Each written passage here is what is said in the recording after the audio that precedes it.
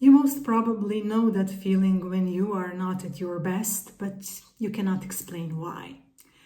And in such situations, we are reacting a bit differently. Someone will ignore it, someone will sleep over it and hope that tomorrow the things will become better. But if the things are not getting better and if they are repeating, if they are persisting, eventually each of us will, at one moment in time, stop with the actions and start investigating what's going on. Is it something in the body? Is it some digestion issue? Is it some sleeping pattern? Is it some stress level? Is it something that in the environment changed that triggered it? And so on. But when such things of not being at our best are happening within our teams and our organizations, when organization or the team starts to feel a little off, then we as leaders are usually doing the opposite. We are not stopping, but we are pushing harder. We want again to be in control. And what we are usually doing, I will give you just a few examples. We are setting new KPIs. We are starting the new roadmap. We are going into yet another reorganization. And still, we are thinking why the things still don't flow. Systemic leadership starts in such situations with a pause and the question, what is really going on in the system? I was hoping that today, in the 21st century, it is actually clear to every leader that the organization is a living system and that you cannot fix the problems in the organization like the organization is a machine. Yet, a few weeks ago, one of my clients told me that the founders of his company are still having this old mindset that you can fix the company like you are fixing the car. You just replace the broken part, the broken tire, and you continue. For machines, this is working, but for the organizations, today, this is not working really, because organization today is a living system, and it is much more than just the sum of its parts. And today, we cannot talk about fixing the organization in the way that we are replacing the broken parts or that we are optimizing parts. A living system means that there are a lot of relationships, that there are a lot of internal dynamics, that there are a lot of energy flows, that there are a lot of undercurrents. And the best way how we are actually dealing with the organization is that we have that systemic approach, that we look at the organization as a living system and not just look at the surface, but to look at it and that we really respect all those deeper layers. To be more clear what I'm thinking with this, I will make analogy with us. We as humans are also living systems. And if, for example, I have a problem that I cannot sleep, I can deal with that problem in two ways. First way is I just take the sleeping pill and the problem is solved, at least for some period of time. The second way how I can start to deal with that issue is that I go deeper into my system and see what's really going on. What is going on in my body? What's going on with my emotions? What's going on in my mind? Are there some thoughts that are running and not allowing my system to shut down when I want it to shut down? So there are two ways we can address each thing on this surface level, or we can go deeper. And if we are addressing things just on the surface level, like, okay, sales numbers are going down, so we need a new sales hero who will put the numbers up. Or this business unit is not producing the great results, so we will replace the director of that business unit. What we are doing, we are then doing on this surface level.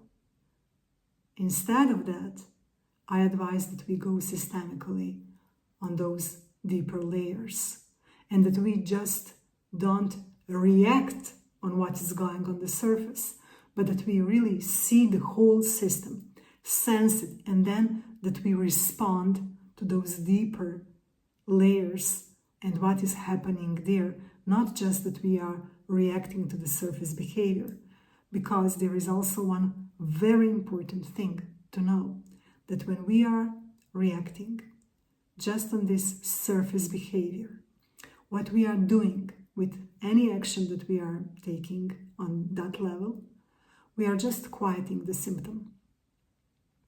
And the imbalance is still in the system. Imbalance is not gone. And that imbalance will find a way how to manifest again, maybe in some different shape and form, maybe in some different intensity, but it will find a way. So we didn't, with this solving on the surface level, we actually didn't solve a thing. To illustrate why I think that systemic leadership is of great importance today, I will tell you one story that is really old one. When I was working for one software company, it is years and years ago, but then we were developing one software product, and the customer for which we were doing that was selling that product worldwide. And while we were developing and the customer selling, it was really one good cooperation that was already running for years. And in our big team, we were very satisfied and proud of the product, and the cooperation was good. And then once customer decided that they will create the team also on their side, so they hired new people, new lead architect, a lot of other architects and senior engineers, and decision was that our team will continue with adding of the new features to the old code base, while the customer team, with some help from our team, will start with rewriting of the whole architecture and moving to the new technologies, so having the new code base. And once in the future, then those two branches will merge into one somehow, and we will have in the future the product that has all our features and is also renovated and is following trends and is built on the new technologies. So the idea was pretty much great, but realization was the total disaster. What was actually happening is that our team was just falling into full survival mode. Our project managers were all the time prioritizing everything what was about the new feature and deprioritizing everything what was regarding the new code base and the new architecture. Our team of engineers was all the time making jokes about the customer team of engineers and their knowledge and the technologies they are using. It was such a bad energy that was in the team for days, weeks, months, even years, because it took us a lot of time to do the whole rewrite of something that was present for years and years on the market. And I would not really overreact if I will say that it was some sort of war between two sides, our side and their side. And even when that project finally was over after all delays it had, and new projects were coming, and even in that further cooperation between our team and the customer team, you could felt from that moment onward that it was always our team and we against them and their team. And that's really not good. That's not healthy. That is not how the business should be done. And at that time, of course, when all that was happening, I was just suffering like the many of us. And actually, we were suffering on both sides because communication was problematic, meetings were problematic, meeting deadlines was problem. Everything was actually a problem. And today, when I know a lot about systemical leadership and systemic thinking, I can tell where the problem was. Problem was with the fact that the team where I was doing that product for years, we felt that it was our baby. We were very proud of that product history. We were proud of all those late nights we were doing. We were proud of all deadlines we made, of all the releases that we made, of all the wins that happened. Okay, we were proud also of some failures that happened in between where we learned. And all that shaped our identity, our meaning as a team. Also, that was something that we were really very proud of. So we were fully loyal to that, to all that history and to that product as it is. And letting go of that was for our team like that someone wants to erase ourselves. And that was impossible for us to accept. Also, the reason why we were looking at the customer team as the total outsiders and we were fighting with them, it was because we felt that they are intruders, that they want to come into something that is ours and that they want to change it and that they do not respect what we made so far.